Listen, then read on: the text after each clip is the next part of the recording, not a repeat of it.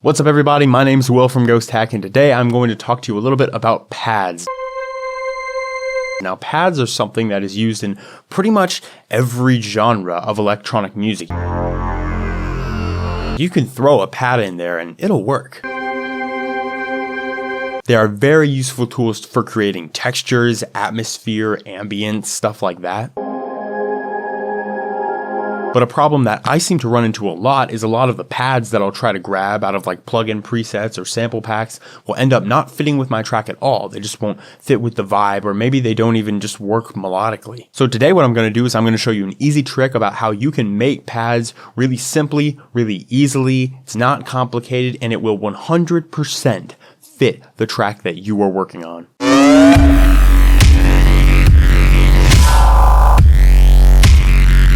Now basically what I'm going to do for this, I'm going to kind of break it down, is I'm going to take a synth loop, maybe like an ARP loop or something that I might be using in a track that I'm working on, and then I'm going to take that loop, take it into Edison, and use Edison to manipulate that loop to become a pad sample, and from there you can edit it to fit your track. And since you're basing this pad off an instrument that already exists in your song, you can be comfortable knowing that the actual pad itself will fit the tone of the other instruments. It won't sound out of place. You just make sure you have to get the notes right. So let me show you what I mean. So let's say that I have this ARP that I'm using in a song that I'm making.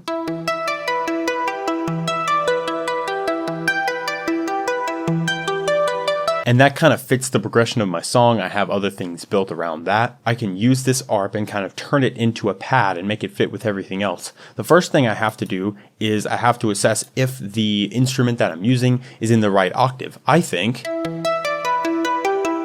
that it's a little high. I want to throw it down 1 or 2 octaves.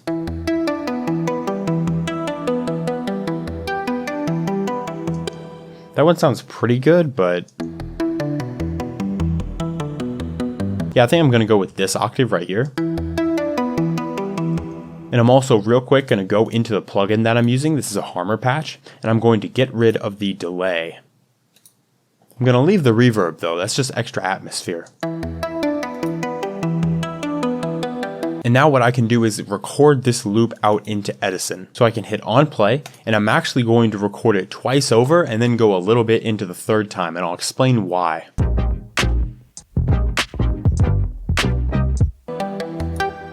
So as you can see, I recorded this out, so I have 1, 2, and about a half right here recorded. Now the only bit that we're actually going to use is this middle bit.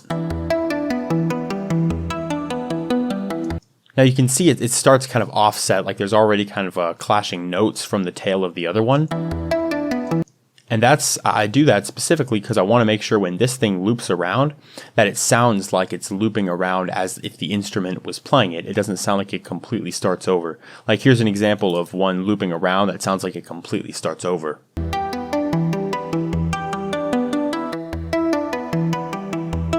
You hear how everything at the end just kind of cut out to make way for that first note. You know, sometimes that can be cool. Maybe you want that, but I didn't want that. I wanted it to be smooth. So you kind of sacrifice a clean beginning for a smooth loop.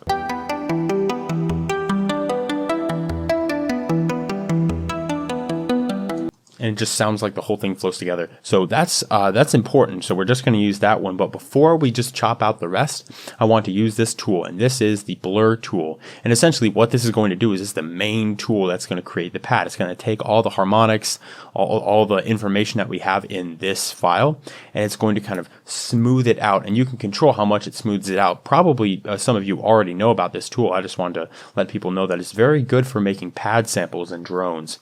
So now if we click this blur tool, it brings up this little window right here where we have a few options. We have a blur, a mount, and an offset, and we have just a general mix. Also, we have an impulse shape. And this is basically the shape of how much things are smoothing out. Like right now, it's a pretty even distribution. It's a pretty flat distribution.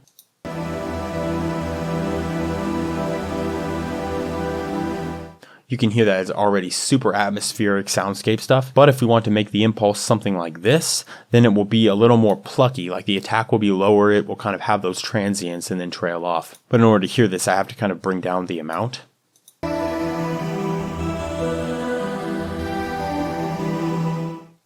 And versus something like this, where we have just a long intro with like no transient and then it cuts off more dramatically.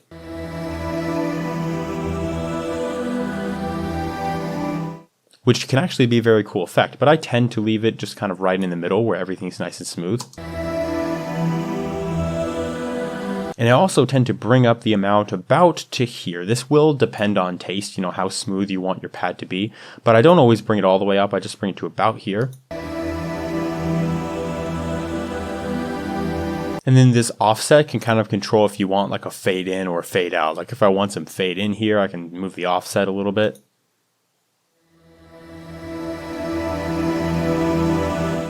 Or if I want some fade out, then I can move the offset like this.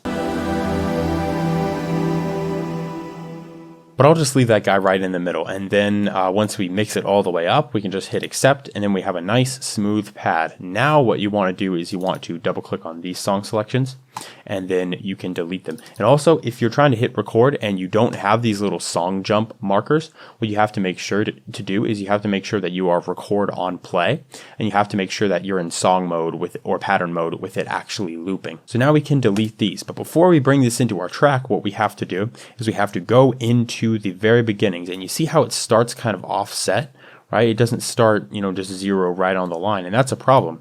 What we have to do is we have to just highlight these sections, just a little section like that, and then we have to just fade it out. And we do the exact same thing for this end section as well, just a small amount, and just fade it. And that will make the transition from the back of this file to the front of this file when it loops a little cleaner. It won't be perfect because this blur isn't perfect. It won't make a perfect loop, but it will be pretty dang close.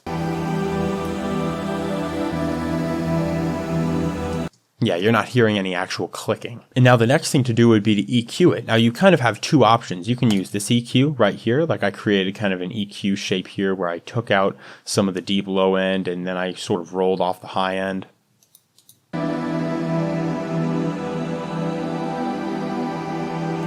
And you could do it that way if you wish, but I think what I'm going to do is I'm going to take it, I'm going to drag it into the track, I'm going to assign it to its own mixer track, say mixer track 1. And here we have an EQ where I can kind of roll off the low end.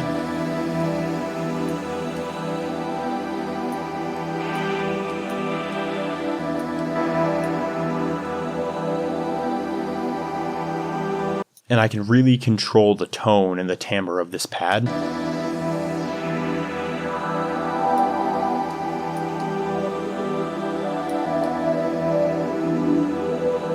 And I actually really do enjoy taking a peek like this and kind of sweeping through the spectrum.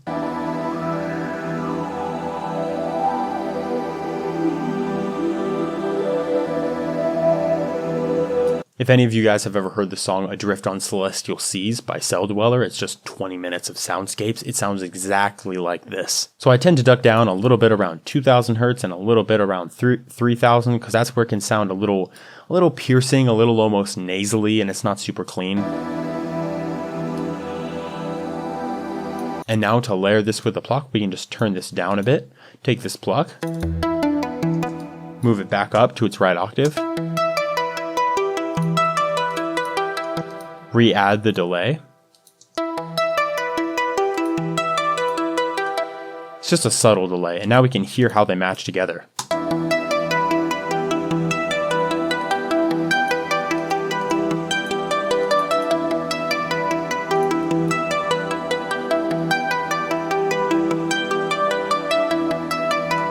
Now, I think those match up pretty well. However, if you don't think they match up super well, if you think the harmonics are kind of colliding, then it's really easy to make a pad that has less, harmonies going on all at once. Because right now, the total sum of these notes is like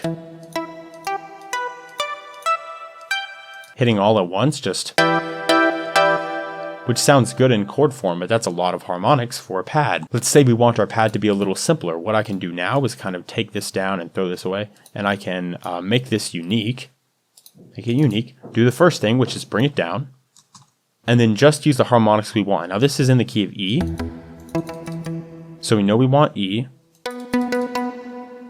and we want B. Let's say B is a fifth. We want to keep B. So now we can get rid of these right here. We can get rid of that. Let's get rid of G, and maybe we can keep the G that's sitting up here. And maybe that'll turn out good. We'll see how it goes. But essentially we just took away some notes, and now we can record this out into Edison and do exactly the same thing.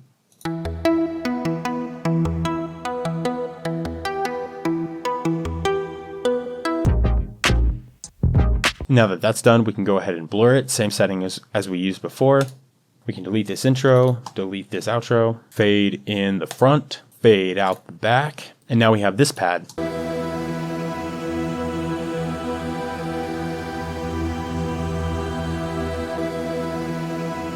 Which is a lot simpler. You can hear a solid steady note in the middle, and then you get a little harmony up at the top there. And maybe that'll work a little better. So we can take this out, we can throw this aside again, and we can just replace it with this one. And of course this guy goes right into 1. So now let's go ahead and take the original pluck and layer it with this.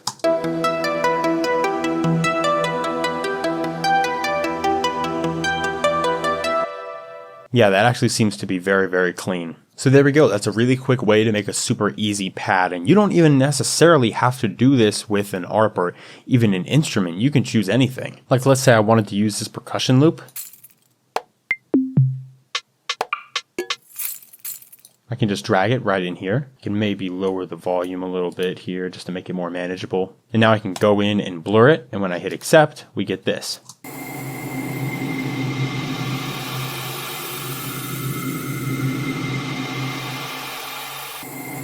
A nice scraping kind of atmosphere. Then again, you could go in and kind of EQ it however you wanted. You could say none of this. Maybe I want to roll off the high end a little bit more so it's a little bit darker and more ominous.